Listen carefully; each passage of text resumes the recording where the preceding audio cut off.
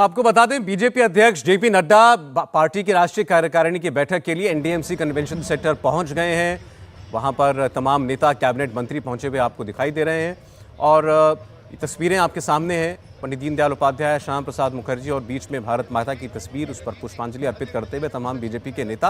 और यहीं पर बीजेपी की राष्ट्रीय कार्यकारिणी की बैठक होगी, जिसमें इस साल होने वाले बड़े अहम विधानसभा चुनावों की बारे में चर्चा होगी, जिसमें खास तौर पर बड़े प्रमुख राज्य शामिल हैं। मध्य प्रदेश, राजस्थान, छत्तीसगढ़, इसके अलावा कर्नाटक में चुनाव होने हैं, त्रिपुरा में चुनाव होने हैं। बीजेपी की साख दांव पर है और इसके बाद अगले वर्ष 2024 का चुनाव। पार्टी अध्यक्ष सारी तैयारियों का जायजा लेते हुए जेपी नड्डा, खुद उनका कार्यकाल इसी महीने समाप्त हो रहा है और ऐसी खबरें हैं कि उनके कार्यकाल को अगले वर्ष होने वाले लोकसभा चुनाव तक के लिए बढ़ाने का फैसला भी इसी राष्ट्रीय कार्यकारिणी के अंदर लिया जाएगा। और दूसरी तस्वीर में आप देख रहे हैं तैयारियों की एक झलक। प्रधानमंत्री मोदी के बड़े बड़े कटआउट जगह जगह आपको दिखाई देंगे। इस पूरे फासले में पटेल चौक से लेकर एनडीएमसी कन्वेंशन सेंटर तक G20 का लोगो आपको दिखाई देगा। वसुधैव कुटुंबकम की थीम आपको नजर आएगी और प्रधानमंत्री डिजिटल मार्केटिंग को सीखकर आपके प्रोडक्ट्स और सर्विसेज को दुनिया को बेचना चाहते हैं तो फ्रीडम ऐप को अभी डाउनलोड करें। डिजिटल मार्केटिंग का एक्सपर्ट बने। का विजन जो अपनी पार्टी के लिए है, उसका मंत्र वो इस राष्ट्रीय कार्यकारिणी में अपने पार्टी वर्कर्स को सौंपेंगे। पिछली राष्ट्रीय कार्यकारिणी हैदराबाद में हुई थी, आपको याद होगा, और वहां प्रधानमंत्री ने अपने पार्टी को ये निर्देश दिए थे कि जो सबसे गरीब तबका है मुसलमानों में, उसके बीच में अपनी पार्टी की और सरकार की योजनाओं को लेकर जाया जाए। हमारे पॉलिटिकल एडिटर देवेंद्र पराशर इस वक्त हमारे साथ जुड़े हुए हैं।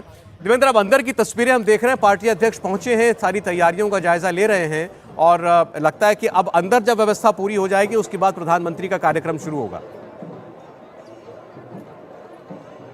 नहीं, उसके बाद एक बार जब अंदर की व्यवस्था से वो निश्चिंत हो जाएंगे पार्टी के राष्ट्रीय अध्यक्ष, तो सारा बाहर आएंगे और जो प्रदर्शनी है उस प्रदर्शनी का उद्घाटन करेंगे। उस प्रदर्शनी की अगर थीम की बात करें तो 6 थीम के आधार पर आप समझ सकते हैं कि बीजेपी की पूरी जो सोच है इस कार्यकारिणी की, उन 6 बिंदुओं के हेडलाइंस आप समझ सकते हैं। जैसे सेवा, संगठन और समर्पण। संगठन के मार्फत कैसे आपको लोगों की सेवा करनी है और संगठन के लिए कैसे समर्पण करना है, ये भाव रहता है। दूसरी चीज़ कि विश्व गुरु भारत, जिस प्रकार से भारत को विश्व गुरु बनाने की कोशिश चल रही है और दुनिया में भारत का जिससे अलग अलग मामलों में परचम लहराया, उसको लेकर भारत की जो पोजीशनिंग है उससे संगठन की बातचीत हो गई। गवर्नेंस फर्स्ट, यानी कि जहां भी आप सरकार में आए गवर्नेंस पे सबसे ज़्यादा फोकस होना चाहिए और उस लिहाज से जो प्रदर्शनी है वो भी एक थीम है। राज्यों में जहां पे विपक्षी दल में है बीजेपी, वहाँ पर किस प्रकार का संघर्ष चला, किस प्रकार की गतिविधियाँ रही, उसको लेकर प्रदर्शनी है।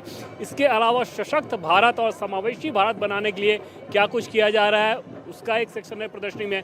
तो इन सारे बिंदुओं के आधार पर आप समझ सकते हैं कि किस प्रकार से केंद्र सरकार या राज्यों की बीजेपी सरकार के जो कामकाज हैं वो, या जहां अपोजिशन में है वो जनता के मुद्दों को जिस तरीके से वो उठाते हैं वो, इन सारे बिंदुओं के इर्द गिर्द ही संगठन का पूरा कार्यक्रम तय किया जाएगा और आगे के रोड मैप को बनाया जाएगा, जिससे कि चुनाव में उसका सीधा सीधा फायदा मिल सके।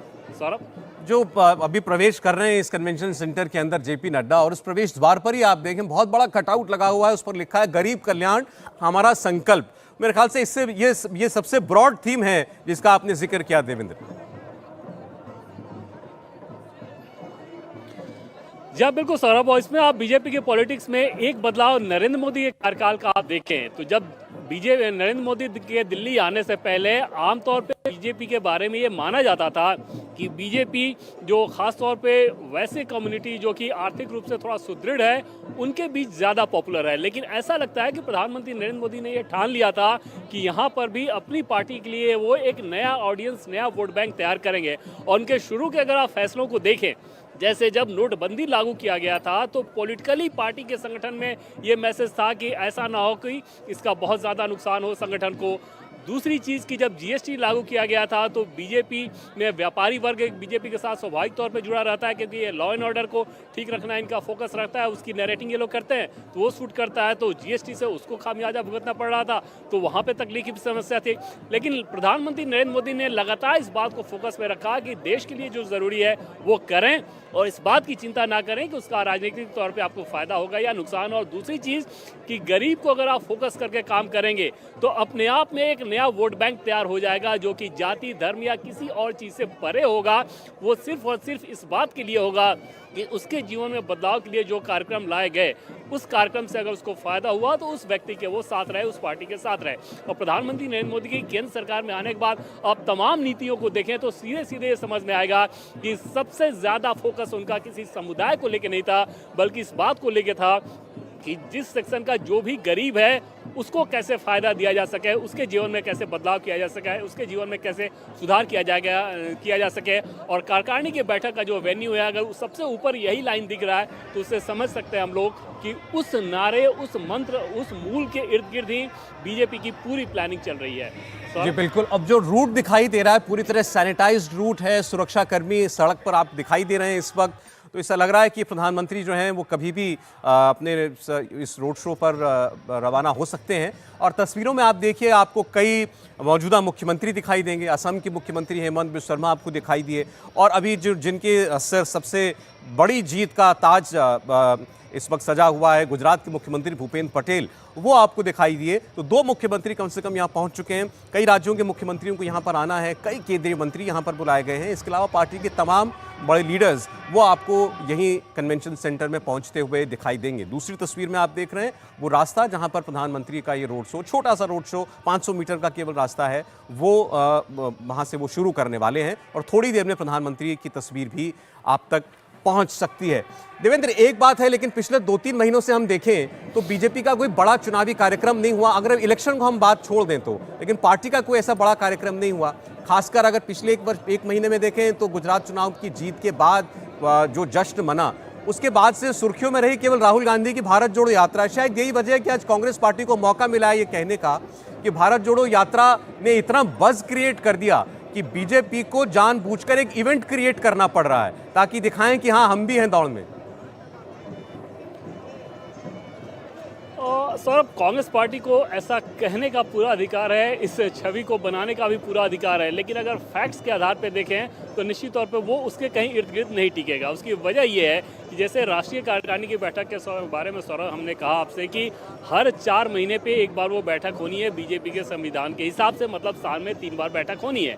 पिछली बार जो बैठक हुई थी जुलाई में हुई थी और उस लिहाज से इसको और पहले होना चाहिए था, लेकिन क्योंकि पार्टी गुजरात के चुनाव में व्यस्त थी इसलिए तब वो बैठक नहीं हुई। बीजेपी के राष्ट्रीय अध्यक्ष जेपी नड्डा का कार्यकाल जनवरी में ही खत्म हो रहा है, तो ऐसे में एक्सटेंशन भी दिया जाना है, उसके लिए भी कार्यकारिणी बहुत ज़रूरी था, क्योंकि कार्यकारिणी के अलावा कोई और विकल्प नहीं कि राष्ट्रीय अध्यक्ष के कार्यकाल को एक्सटेंशन दे दिया जाए। तो इन सारी वजहों से इस कार्यकारिणी की बैठक का होना तो तय था।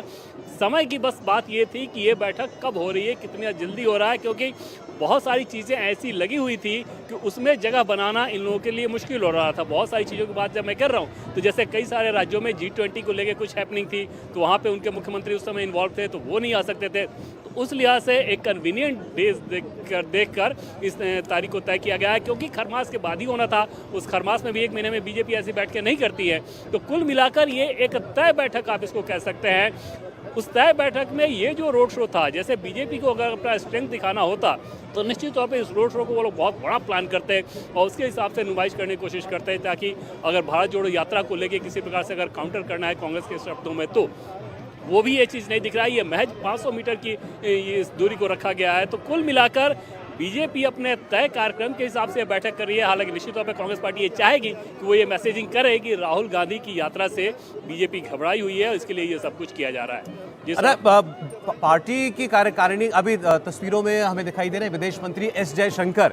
विदेश मंत्री भी अपने बयानों से आजकल और ख़ास तौर पर अंतर्राष्ट्रीय मंचों पर जिस तरीके से उन्होंने भारत का पक्ष रखा है और सवालों के जवाब दिए हैं, खास तौर पर कुछ ऐसे सवाल जो जानबूझकर उन्हें घेरने की नीयत से पूछे गए, उनका जिस बेबाकी के साथ उन्होंने जवाब दिया उसको लेकर वो सुर्खियों में आजकल आपको गाए बगाए दिखाई दे रहे हैं। तो डॉक्टर एस जयशंकर पहुंचते हुए आपको दिखाई दे रहे हैं बीजेपी की राष्ट्रीय कार्यकारिणी की बैठक के लिए। देवेंद्र, मैं आपसे पूछना चाह रहा था, दिल्ली के चुनाव के लिए, दिल्ली की जो जगह का चुनाव हुआ है, वेन्यू का जो चुनाव हुआ है, इसके लिए इससे पहले हैदराबाद में चुनाव हुआ था, हैदराबाद में राष्ट्रीय कार्यकारिणी हुई, वो इलेक्शन स्टेट है, तो लोगों ने कहा कि यहाँ पर एक बड़ा आयोजन किया जाएगा। देवेंद्र फडणवीस इस वक्त दिखाई दे रहे हैं। दिल्ली में इस बार ये क्यों? और सौरभ, दिल्ली का इस बार का जो चयन था वो ज़्यादा इस वजह से था क्योंकि विकल्पहीनता की स्थिति थी समय के लिहाज से और शॉर्ट नोटिस पे, क्योंकि ये जैसा कि पहले मैंने आपको बताया कि बहुत पहले से इसलिए नहीं तय किया जा रहा था क्योंकि G20 की बैठकें कई सारे राज्यों में हो रही थी या दूसरी चीज़ों में इन्वॉल्वमेंट था, उस लिहाज से बहुत शॉर्ट नोटिस पे ये बैठक होनी थी। पहले ये आइडिया ज़रूर था कि इसको कर्नाटक या मध्य प्रदेश जैसे राज्य में किया जाए क्योंकि जहाँ पे चुनाव होने और आमतौर पर बीजेपी की ये कोशिश रहती है कि कार्यकारिणी की बैठक वहाँ पे करें जहाँ पे आगे चुनाव होना हो ताकि वहाँ पे एक माहौल बनाया जा सके। दिल्ली में ऐसी कोई वजह नहीं थी।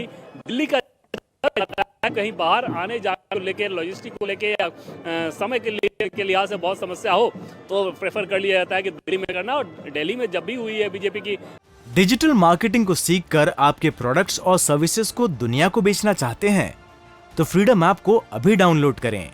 डिजिटल मार्केटिंग का एक्सपर्ट बने। राष्ट्रीय कार्यकारिणी की बैठक तो यही NDMC कन्वेंशन सेंटर में ही ज़्यादातर यहाँ बैठकें हुई हैं। दूसरी चीज़ कि प्रधानमंत्री नरेंद्र मोदी के दिल्ली आने के बाद सौरभ, कई बार बीजेपी के नेता भी इस बात को कहते हैं कि पहले जो कार्यकारिणी की बैठक होती थी लगभग बाहर ही होती थी। प्रधानमंत्री के यहाँ आने के बाद PM ने ये कहा कि जब तक बहुत ज़रूरी ना हो अलग अलग जगह पे जाके इतना करने की ज़रूरत इस लिहाज से नहीं है क्योंकि उसमें आपका बहुत लॉजिस्टिक इन्वॉल्वमेंट रहता है और वो ज़्यादा बड़ी चुनौती रहती है। दिल्ली में करना इसलिए आसान होता है, जैसे मान लीजिए कि 35 केंद्रीय मंत्री को यहाँ पे इस बैठक में शिरकत करना है। अगर दिल्ली में वो बैठक हो रही है तो सबके अपने सरकारी घर हैं, वहाँ पे वो रुकेंगे। अगर किसी और वेन्यू पे हो रहा है तो उतने लोगों के लिए होटल के कमरे, उनके स्टाफ के लिए कमरे।